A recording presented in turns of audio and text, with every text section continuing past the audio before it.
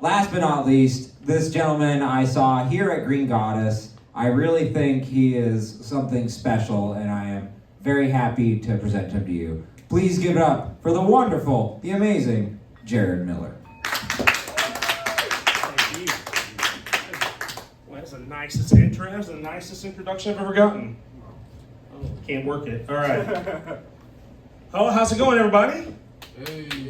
I'm 54 years old. When you're 54 years old, you start every conversation with all the things that are wrong with you.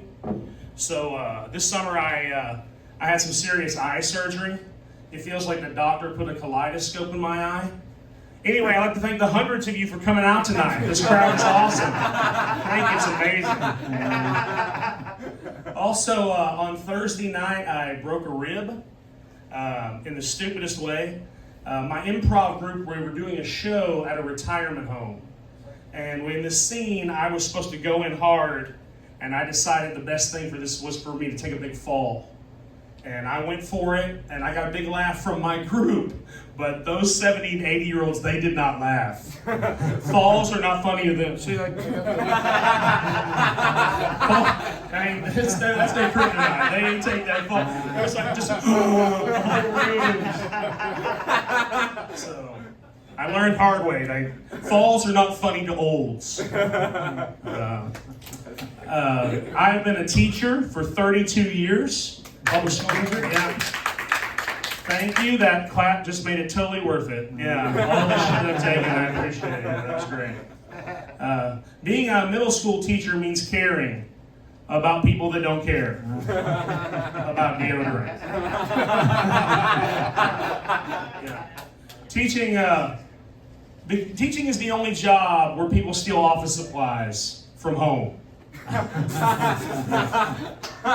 If I could sum up teaching is being told right to your face, you look tired by the very reason.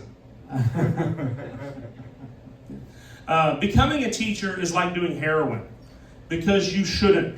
I don't recommend it. I was Post Malone's teacher when he was in middle school. Yeah, nice. He looks different now. I also taught his older brother, Pre-Malone. People ask me, like, what was Post like in school? I'm like, you remember in math class how I was the smartest kid? That smartest kid would always get done first and they'd slam their pencil down so everybody knew they were done first. You remember that? Well, Post was the guy who would take that kid's pencil and break it. Yeah. I bet that smart kid has post-traumatic stress disorder. So now, people pay thousands of dollars to sit in the front row and watch Post perform. But I used to get paid $5s of dollars to make him sit in the front row and shut the hell up.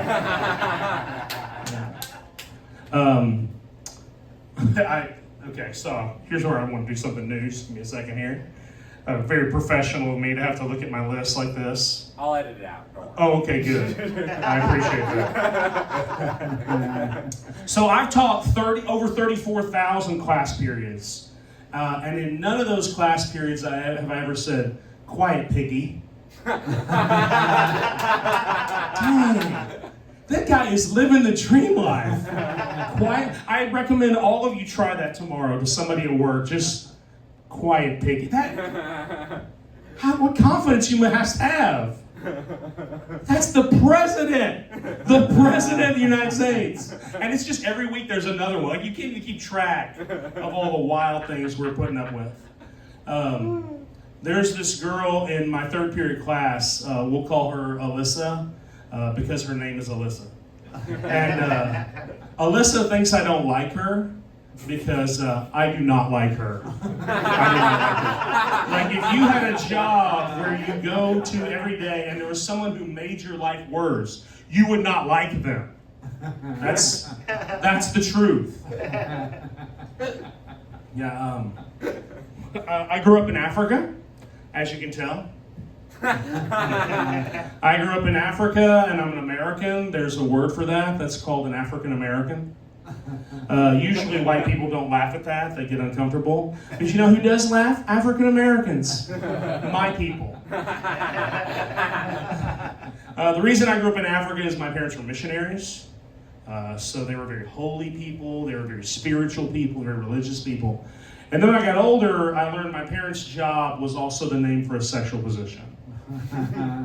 So when somebody says missionary position, I'm thinking about Ed and Linda. That probably doesn't happen to you unless your mom is like a headmaster. Or maybe she's a reverse cowgirl. So where I grew up in Africa, there were very few white people. It wasn't like being a minority, it was like being a celebrity. And all my friends growing up were black, and we would play outside at night, we'd play hide and go seek, and they would find me every time, even when I wasn't playing. When you're the only white kid growing up like that, you develop thick skin and melanoma. Okay, that was my attempt at writing a cancer joke. My friend told me I couldn't write a cancer joke, so there you go. Melanoma. All right, let's see what else we're going to have to edit out.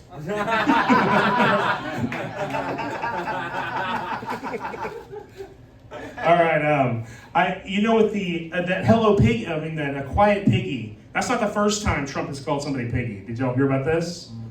Like back in 1996, when he first took over the Miss Universe stuff, the winner was from Venezuela, and he would call her Piggy. How does it feel? Like, you're Miss Universe.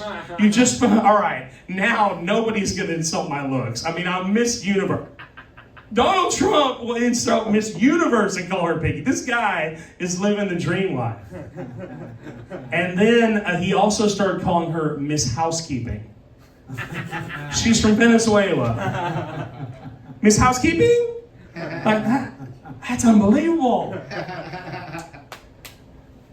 Donald Trump is like if the president was a preschooler, like the bully in preschool who can't think of anything better. Like, his jokes are so lame, and he's so committed to them. That's badass. I live in Fort Worth. Anybody live in Fort Worth? Yeah? Yeah? I live in Fort Worth, and I'm good friends with Miss Fort Worth. Yeah, we look different. She looks like a blonde Wonder Woman, and I look like a ginger Kung Fu Panda.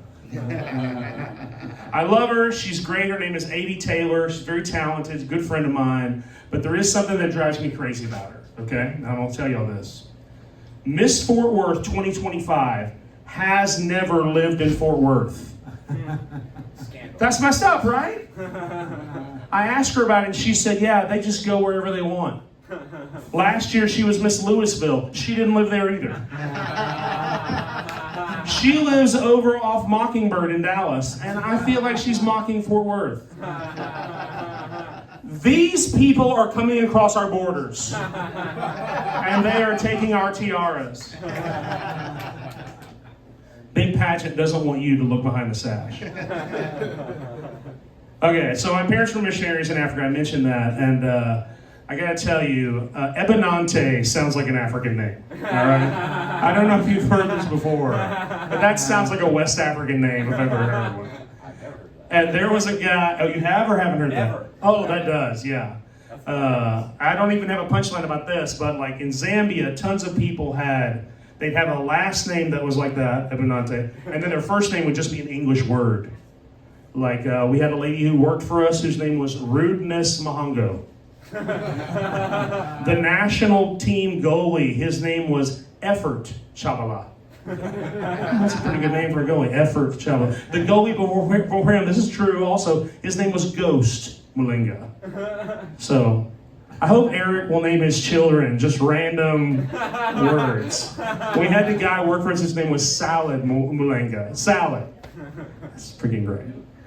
All right, well, there's something I wanted to end with, but I can't remember what it is. So I'm going to try to figure out what it was. Okay, this is it. Okay, so my parents being missionaries went to a lot of different churches, and there was this one church out in the middle of nowhere in northern Zambia. And the pastor there, the church was made of mud, okay? It was a thatch roof. There's no city anywhere around. The roads are not cement. I mean, it's just... And the pastor would always show up in this shiny suit, okay? A lot like that suit right there. All right? And when I was 8 years old, I remember asking this pastor, like, where'd you get this suit? And Bamulenga, who was the pastor there, was like, Janet, let me tell you, this suit is made out of baby seals. And I believed that shit for like 3 years. Like, I thought that guy had a suit that he had made himself out of baby seals. And now there it is. All right, thank you very much. Wow, that was great. Thank you so much. You sit on the panel. All right. Thank you. Oh, give it up for Jared Miller one more time. That was incredible.